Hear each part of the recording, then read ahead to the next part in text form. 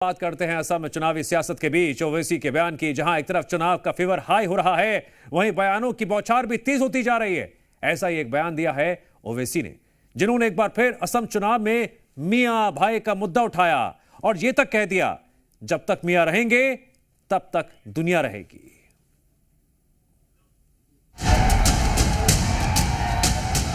दुनिया उस वक्त तक जिंदा रहेगी जब तक मियां जिंदा रहेगा।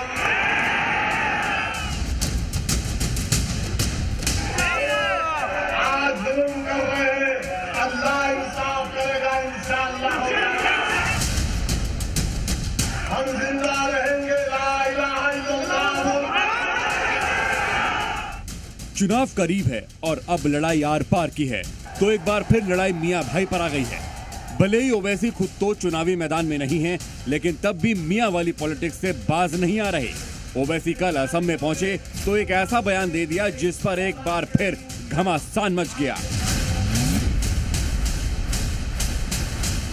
यहाँ के मुख्यमंत्री बोलते हैं कि हमारी कमर तोड़ देंगे, हमारे हड्डियों को तोड़ दिए, और बोलते हैं कि हमारा जीना हराम कर देंगे, और बोलते हैं कि मियां अगर ऑटो चलाता है तो 2 रुपये कम दो। हेमंतो, तुमको 2 रुपये चाहिए तो जनता से चंदा करके तुम लो, हमको खत्म करने वालों। दुनिया उस वक्त तक जिंदा रहेगी जब तक मियां जिंदा रहेगा। हम जिंदा रहेंगे, ला इलाहा इल्लल्लाह। हम किसी से डरने वाले नहीं हैं। आज जुल्म कर रहे हैं, अल्लाह इंसाफ करेगा इंशाअल्लाह। ओवैसी ने कहा कि दुनिया उस वक्त तक रहेगी जब तक मियां रहेंगे। ओवैसी ने यह बयान दिया असम के मोरीगांव में, जहां वो असम के सीएम हिमंता पर वार कर रहे थे। हिमंता अक्सर मियां भाई को लेकर बयान देते रहे हैं, जिस पर विवाद भी हुआ है। अब ओवैसी ने उसी का जवाब दिया। ओवैसी ने मियां भाई को दुनिया के लिए जरूरी बताया तो बयान का विरोध भी शुरू हो गया। ओवैसी चाहते हैं कि भारत में गजबाए हिंद हो। हमारे पूर्वजों से भूल हुई कि अगर बंटवारे के समय सारे मुसलमानों को पाकिस्तान भेज दिया गया होता तो आज न ओवैसी पैदा लेता न गजबाए हिंद की बात करती।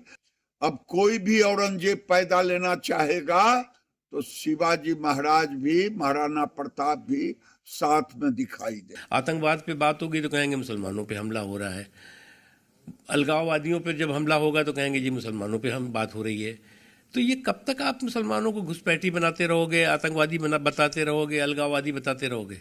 आप तो सबसे ज्यादा मुसलमानों के साथ आपराधिक अराजकता करने वाले लोग हो।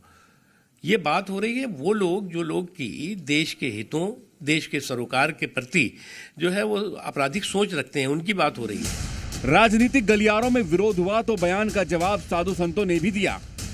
यह कुचक्र रचने का दुस्साहस बंद कर दो, नफरती बयान देना बंद कर दो, नहीं तो तुम भी वही जहन्नुम में जाओगे जहां जाने के लिए तुम बेताब हो। ओवैसी इससे पहले भी इस तरीके का बयान दे चुके हैं, जिसमें उन्होंने देश की पीएम बुर्के वाली होने की बात कही थी।